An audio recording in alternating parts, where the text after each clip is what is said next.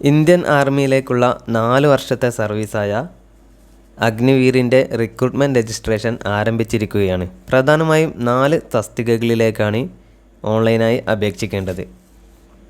Agniveer general duty, technician, tradesman, office assistant or store keeper technical എന്നിവയാണ് അവ. തിരുവനന്തപുരം, കോഴിക്കോട് എന്നിങ്ങനെ 2 മേഖലകളായി തിരിച്ചാണ് റിക്രൂട്ട്മെൻറ്റ് നടക്കുന്നത്. തിരുവനന്തപുരം മേഖലയിൽ കൊല്ലം, പത്തനംതിട്ട, ആലപ്പുഴ, കോട്ടയം, ഇടുക്കി, എറണാകുളം എന്നീ ജില്ലകളും, കോഴിക്കോട് മേഖലയിൽ കാസർഗോഡ്, കണ്ണൂർ, മലപ്പുറം, വയനാട്, പാലക്കാട്, തൃശ്ശൂർ എന്നീ ജില്ലകളുമാണ് ഉൾപ്പെടുത്തി. പ്രായപരിധി എന്ന് പറയുന്നത് 17 മുതൽ 21 വയസ്സ് വരെയാണ്. അതായത് 2003 ഒക്ടോബർ 1-നും 2007 ഏപ്രിൽ 1-നും ഇടയിൽ ജനിച്ചവരായിരിക്കണം. ഓരോ തസ്തികകൾക്കും വേണ്ട യോഗ്യതകൾ എന്താണെന്ന് നോക്കാം. ആദ്യം തന്നെ അഗ്നിവീർ ജനറൽ ഡ്യൂട്ടി. ഇതിന് വേണ്ട വിദ്യാഭ്യാസ യോഗ്യത എന്ന് പറയുന്നത് 10ാം ക്ലാസ് വിജയമാണ്.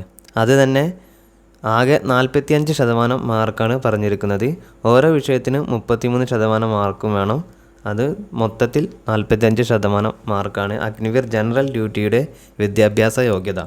ഇനി ശാരീരിക യോഗ്യത എന്ന് പറയുന്നത് ഹൈറ്റ് 166 സെൻറ്റിമീറ്ററാണ്, ചെസ്റ്റ് 77 സെൻറ്റിമീറ്ററും. അത് എക്സ്പാൻഷൻ ചെയ്യുമ്പോൾ, വികസിക്കുമ്പോൾ 5 സെൻറ്റിമീറ്റർ കൂടുതലും വേണം. അഗ്നിവീർ ടെക്നിക്കലിൻ്റെ വിദ്യാഭ്യാസ യോഗ്യത എന്ന് പറയുന്നത് +2 സയൻസ് ആണ്. അത് 50% മാർക്കോടെ വിജയിച്ചിരിക്കണം.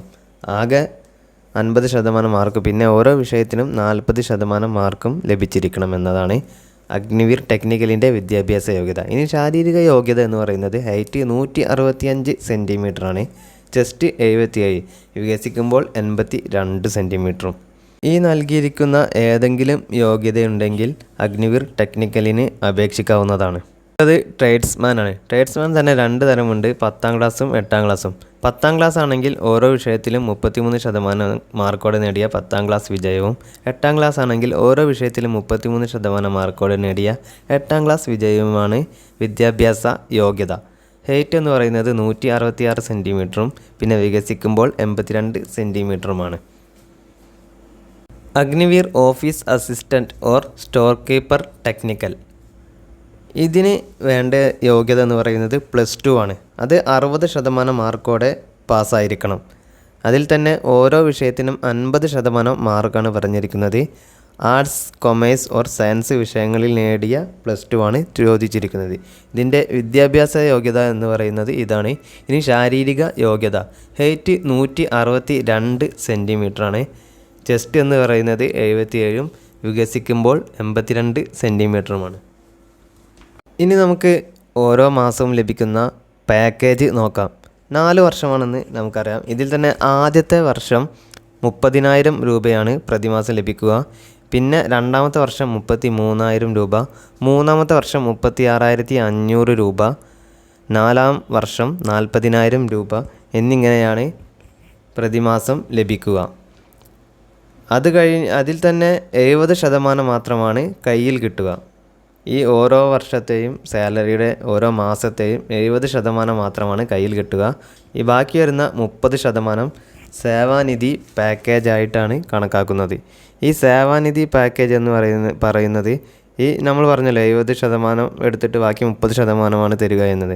അപ്പോൾ ആദ്യ വർഷം 9,000 രൂപ, 2ാം വർഷം 9,900, 3ാം വർഷം 10,950, 4ാമത്തെ വർഷം 12,000 രൂപ എന്നിങ്ങനെയായിരിക്കും പ്രതിമാസം നീക്കി വയ്ക്കുക. ഇങ്ങനെ നീക്കി വെക്കുന്ന തുകയും പിന്നെ സർക്കാർ അനുവദിക്കുന്ന തുല്യമായ തുകയും തേടും. അപ്പോൾ ഇത്രയും തുകയും പിന്നെ ഗവൺമെൻറ്റിൻ്റെ കയ്യിൽ നിന്നും ഇട്ടിട്ട് 10 ലക്ഷം രൂപ സർവീസ് പൂർത്തിയാകുമ്പോൾ ലഭിക്കും. അപ്പോൾ ഏകദേശം 10 ലക്ഷം രൂപയാണ് സർവീസ് പൂർത്തിയാകുമ്പോൾ ലഭിക്കുക. അപ്പോൾ 4 വർഷം കഴിഞ്ഞാൽ നമുക്ക് അഗ്നിവീർ സ്കിൽ സർട്ടിഫിക്കറ്റ് ലഭിക്കും, പിന്നെ 10 ലക്ഷം രൂപ ലഭിക്കും. പിന്നെ ഈ കാലയളവിൽ നമ്മൾ ക്യാഷ് ഇടാതെ തന്നെ ലൈഫ് ഇൻഷുറൻസ് കവറേജിനും അർഹത ഉണ്ടായിരിക്കും.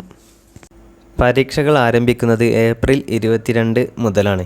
ഓൺലൈനായി അപേക്ഷിക്കാൻ വേണ്ടി www.joinindianarmy.nic.in എന്ന വെബ്സൈറ്റാണ് ഉപയോഗപ്പെടുത്തേണ്ടത്. മാർച്ച് 22 രജിസ്ട്രേഷൻ അവസാന തീയതി എന്ന് പറയുന്നത്. ഏപ്രിൽ 22-ന് പരീക്ഷ നടന്ന് മേയിൽ ഫലം പ്രഖ്യാപിച്ച് ജൂൺ മുതൽ റിക്രൂട്ട്മെൻറ്റ് റാലിക്കുള്ള നടപടികൾ ആരംഭിക്കുമെന്നാണ് സേനാ അധികൃതർ അറിയിച്ചിരിക്കുന്നത്. അപ്പോൾ ഈ ഒരു അവസരം ആവശ്യമുള്ളവർ ഉപയോഗപ്പെടുത്തുക.